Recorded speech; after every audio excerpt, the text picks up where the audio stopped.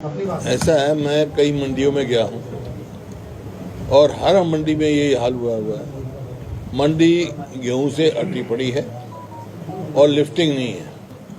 और जो सरकार क्लेम करेगी 72 घंटे में हम सबको पेमेंट कर रहे हैं। अब इतनी परेशानी में किसान है और आड़ती दोनों परेशान हैं।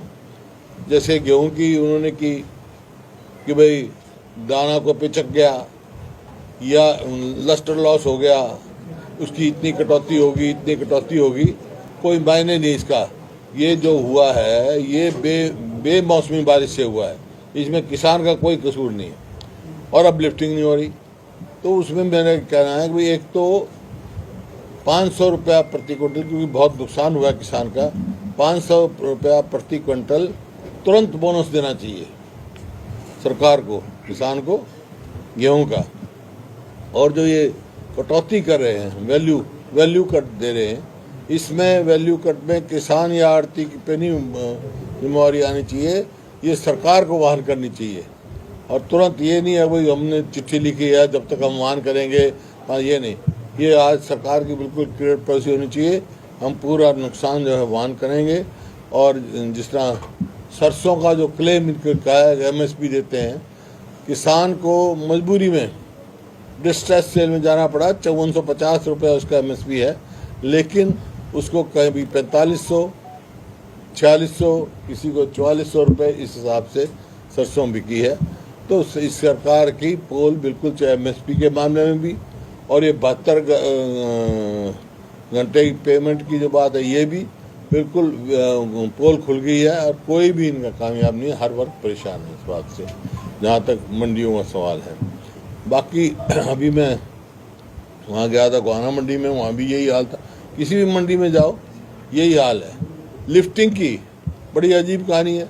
लिफ्टिंग जो है, लिफ्टिंग के टेंडर फरवरी और मार्च में हो जाने चाहिए थे और इन्होंने अप्रैल में किए। और फिर उसका क्या नतीजा हुआ है? उसका नतीजा ये है जो 17 लाख एकड़ खराबा हो चुका है, नुकसान हो चुका है किसान का। गिरदावरी अभी उसकी 10-15% हुई है, इनके पास ना पटवारी, और लोगों ने फसल काट ली, वो मंडी में आ चुकी। कैसे नुकसान आका जाएगा? इससे साफ जाहिर है कि सरकार की नीयत नहीं है जो मुआवजा देने की। तो ये है मुख्य बात। तो भाई और आप सवाल पूछ रहे हैं। यूपी ने मार्केट फीस खत्म कर दिया, हरियाणा में भी कुछ ऐसा होना चाहिए, क्या मांग करते हैं सर व्यापारियों के लिए आप? भाई मांग तो बात यह है, पहले मांग तो किसान को MSP मिले और सब लिफ्टिंग हो, सारी फसलों पे MSP हो और बोनस मिले। आपने अभी कहा कि जो किसानों की MSP और जो अभी उनको बेचना पड़ रहा है उसमें बहुत डिफरेंस है, तो क्या आप इस तरह जो भावांतर स्कीम पहले की गई, भावांतर स्कीम इनकी विफल है, उसको आप नहीं, इनको खरीद करनी चाहिए। तो पूरे दाम पे इसको ऐसा है, भावांतर इन्होंने देख लिया। पहले मध्य प्रदेश में चलाई थी, वहाँ फेल हुआ, और यहाँ पे भी सारी भावांतर फेल हुई। ये तो एक टकोसला है। भावांतर का क्या मतलब? MSP खरीद करो, किसान से खरीद करो। लेकिन भावांतर आपने देखा बाजरे में क्या भावांतर था, खरीद क्या हुई? अब भावांतर सरसों में मिली है किसी को? उधर साहब DLF मामले में SIT ने दोबारा जांच शुरू कर दी है, तो उस मामले देखिए, जो मामला सब जुडिस होता है उसके मामले में कभी नहीं बोलते।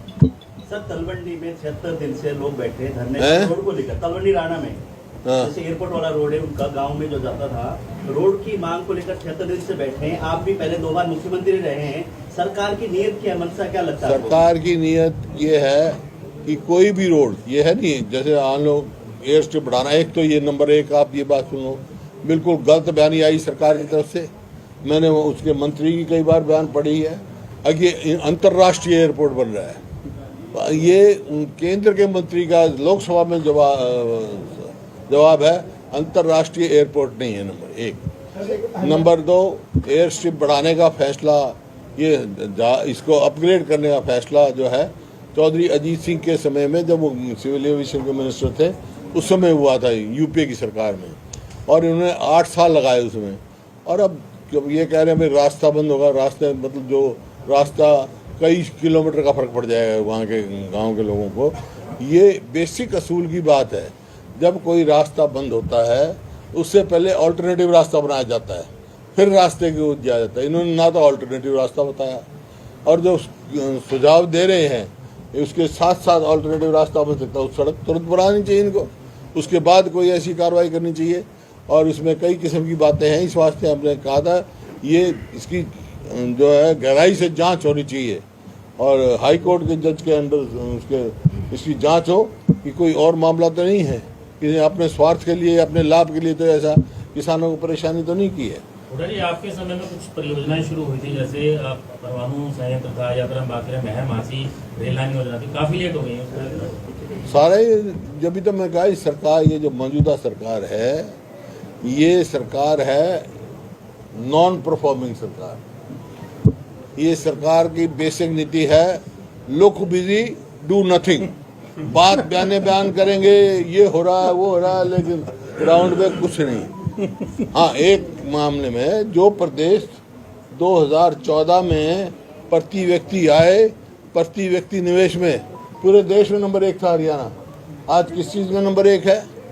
आज नंबर 1 है बेरोजगारी में, आज सबसे ऊपर है किसी में अपराध में, कानून व्यवस्था नाम की कोई चीज़ नहीं, और कर्जा लेने में तो नीति जो एक चारवाक थे, चारवाक की नीति पे चल रहे हैं। चारवाक कहते थे कर्जा लो, घी पियो, मरने के बाद कौन पूछता है, वो करे। अरे हाँ, 4 लाख करोड़ के करीब से ऊपर जो है कर्जा और देनदारी हो चुकी है आज सरकार की, हरियाणा सरकार की, जबकि किया कुछ नहीं। हमारे समय से कंपेयर करते हैं, हमारे समय देखो भाई, हमारे समय में दूसरे मुद्दों को उठाने की कोशिश की जा रही है, जैसे पीपीपी है या हाउस टैक्स सर्वे है, गलत तरीके से। वही मैं कह रहा हूँ, ऐसा काम पीपी का क्या मतलब? परिवार पहचान पत्र थोड़ा यही है, ये तो पेंशन काटू और राशन कार्ड काटू पत्र है, परमानेंट परेशानी पत्र है, परमानेंट परेशानी पत्र। हरियाणा में एकमात्र दूरदर्शन केंद्र को बचाने के लिए 4 महीने से धरना चल रहा है। धरना चला, हम तो खूब आवाज उठा रहे हैं। मुश्किल से यहाँ दूरदर्शन केंद्र बना था, एक हरियाणा को बहुत लाभ था उसका, क्यों उठा के ले जा रहे हैं? यही इसी प्रकार से जो एयरपोर्ट बनना चाहिए था वो हरियाणा से उठ के चला गया। 2014 में एयरफोर्स तक की हमने मंजूरी ले रखी थी उससे, और जो रेलवे कोच फैक्ट्री बन रही थी वो उठकर चली गई। देखिए, कोई भी इन्वेस्टमेंट नहीं आई, जब तो जो है जो बेरोजगारी नंबर 1 हो गया। हमारे समय में यूनिवर्सिटी कितनी बनी, कितने IMT बने, रेलवे लाइन बिछी, मेट्रो बिछी। इस 8-9 साल हो गए इनको, 1 इंच तो मेट्रो की लाइन नहीं बनाई, 1 इंच रेलवे लाइन नहीं बनाई जो आप बात कर रहे हो। एक कोई बड़ा प्रोजेक्ट लेके नहीं आए, कोई भी ऐसा काम नहीं है इन्होंने किया हो जो हो। आप सब हिसार में घूमते हो, हिसार के रहने वाले हो ना, सारे सवाल पूछ रहे हो आप मेरे से, मेरे एक सवाल का जवाब दे दो, मैं संतुष्ट हो जाऊंगा। हिसार में 8 साल में आपने कुछ विकास का काम देखा है? वह हमारे समय लाला लाजपत राय नाम की यूनिवर्सिटी बनी, और बने, और कितने हुए इनके खेदड़ में बिजली प्लांट लगा, खेदड़ में प्लांट लगाया। पूरे आप किसी भी जिले का नाम लोगे, मैं आपको बता दूंगा हमारे समय में क्या हुआ।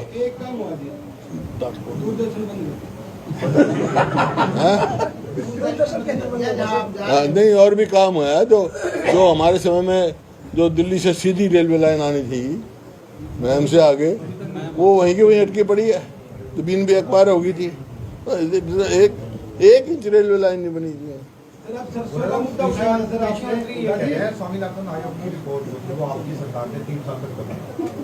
आई थी, ठीक कह रहे हैं, स्वामीनाथन की रिपोर्ट थी। उसके बाद मेरे चेयरमैनशिप में वर्किंग ग्रुप बना जिसका मैं अध्यक्ष था, और मेरे साथ पंजाब का चीफ मिनिस्टर, बिहार का चीफ मिनिस्टर और बंगाल का चीफ मिनिस्टर मेरे साथ मेंबर थे। और हमारी रिकमेंडेशन थी कि भाई ये जो है MSP जो है दी जाए, स्वामीनाथन फार्मूले में C2 + 50% मुनाफा दिया जाए। क्यों नहीं दे रहे? और आप इनका मैनिफेस्टो उठा के देखो, हरियाणा का उठा के देखो, यूँ कह रखा है स्वामीनाथन लागू करेंगे। कोई भी हमारा, आप 2005 का हरियाणा का मैनिफेस्टो उठा के देखो, 2009 का उठा के देखो। मेरे आपसे खुल के चैलेंज है, और एक चीज ये बता दो जो हमने दी पूरी करी हो, और इनका उठा के देख लो, इनका ये बता दो इन्हें ये पूरी करी हो। कहाँ ओल्ड पेंशन की बात थी, कहाँ स्वामीनाथन की बात थी, कोई भी एक भी वादा पूरा नहीं किया। एक भी कोई ऐसा प्रोजेक्ट नहीं बनाया जिसको कह सके। और मैं कहो तो आपने बता दूं आपको, लोकसभा चुनाव और विधानसभा चुनाव भी है। हैं लोकसभा चुनाव से अगले साल है, आपकी पार्टी की तरफ से क्या तैयारी है? पूरी तैयारी हम अगले साल की भी क्या इंतजार अभी करा लें, हम तो तैयार हैं। हरियाणा में नौकरियां निकलती हैं। और हमारा सवाल ये बात नहीं, मेरी पार्टी का तो सवाल नहीं है, हरियाणा के लोग तैयार हैं, इंतजार कर रहे हैं कब उनको मौका मिले, कब इनको चलता करें कि ये विफल सरकार है एकदम। कोई जनहित का एक भी फैसला इनका बता दो। हरियाणा में नौकरियां निकाली जाती है, लेकिन नौकरियां अटक जाती हैं, कभी कोर्ट केस हो जाता है, कभी किसी वजह से अटक जाती है नौकरियां। इसके ऊपर क्या? कोई एक काम हो तो बता दो, कामयाबी का जनहित का एक भी किया हो, नियत की नहीं है।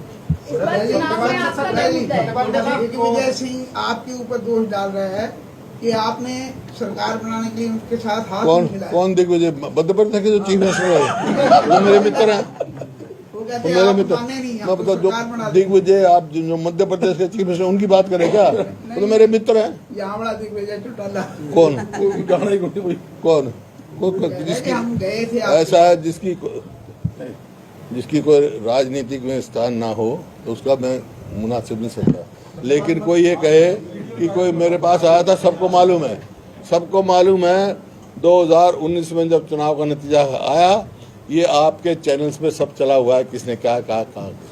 राहुल गांधी का बंगला खाली करवाया गया, इस पे क्या कहना है चाहिए? जी, राहुल गांधी का जो बंगला खाली करवाया गया, हाँ, इसमें क्या कहना है? अब वो हाईकोर्ट में जाएंगे और कानूनी लड़ाई कानून के तरीके से लड़ेंगे, राजनीतिक लड़ाई राजनीतिक तरीके से। सर, भारत जोड़ो यात्रा और हाथ से हाथ जोड़ो यात्रा से कांग्रेस कितनी मजबूती हुई है?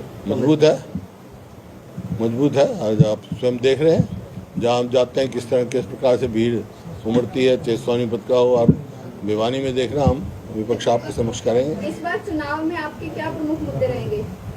प्रमुख मुद्दे ही मुद्दे हैं, महंगाई है, बेरोजगारी है, कानून व्यवस्था है, और ये जिस प्रकार का हुआ अर्थव्यवस्था खराब हुई है, कर्जे में डूब रहा है हरियाणा, ये मुद्दे हैं। ओपीएस का भी आपने जिक्र किया, पिछले महीने पूरे हरियाणा प्रदेश का कर्मचारी वर्ग पंचकुला में लाठियां भी खाई, अभी हरियाणा पिछले दिनों हिसार में भी काले कपड़े पहनकर रोष जाहिर कर रहा था। क्या लगता है किस हद तक उनकी मांग? हमने तो मांग जायज है उनकी, और वो जो हमारी सरकार आएगी, कांग्रेस की सरकार, तो सबसे पहला फैसला ओपीएस का करेंगे हम पहली कैबिनेट। सत्यपाल मलिक के बयान को किस तरह से देखते हैं सर? सीबीआई का नोटिस क्या सत्यपाल मलिक के बयान उनसे पूछो आप, सत्यपाल मलिक बता दो ना, से। आपका क्या मैं तो बयान जो आपने पढ़ा वैसे ही मैंने पढ़ा है। महिला कोच को सब न्याय चीज की मिलेगा? कोई ऐसी बात होती है तो उसको गंभीरता से लेना चाहिए। महिला कोच को न्याय बाकी मिलेगा? हमारी पार्टी का स्टैंड आ चुका है इस वक्त। महिला कोच को न्याय मिलने की उम्मीद है कोई? हैं? जो महिला कोच और संदीप खेल मंत्री का खेल है, उसमें कोई न्याय मिलेगा? देखिए, ये तो मैंने कहा था कि मॉरलिटी के ग्राउंड पे उनको स्वयं इस्तीफे से जाना चाहिए था जब तक जांच रहा हूँ। वो एसआईटी तो बनी सरकार की बनती हैं, ऐसे शराब के घोटाले में एसआईटी इनकी बन गई, रजिस्ट्री के घोटाले में एसआईटी इनकी बन गई, इसके बारे में एसआईटी इनकी बनी हुई, लेकिन रिपोर्ट नहीं आती उनकी। हरियाणा में भाजपा कराने के लिए इनेलो या आप से गठबंधन हो सकता है जी? इनेलो या आप पार्टी से इनेलो आप पार्टी से आम आदमी पार्टी से। आम आदमी कौन सी सीट है भाई? सर, भाजपा को हराने के लिए आम आदमी पार्टी से इनेलो से गठबंधन हो सकता है? कांग्रेस स्वयं सक्षम है।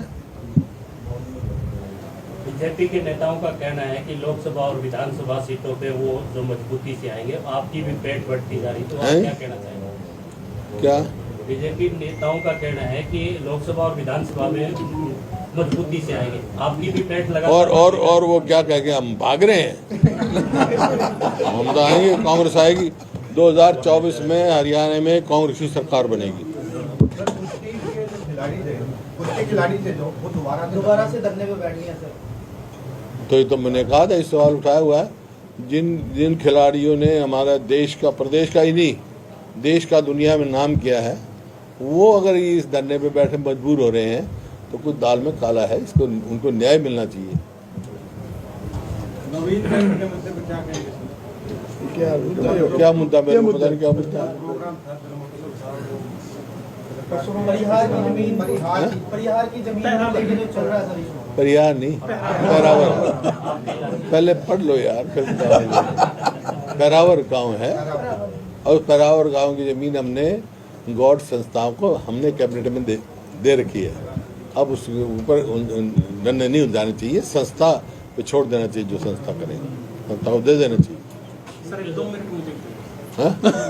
क्या करूँ? 2 मिनट अलग से मुझे तेरे को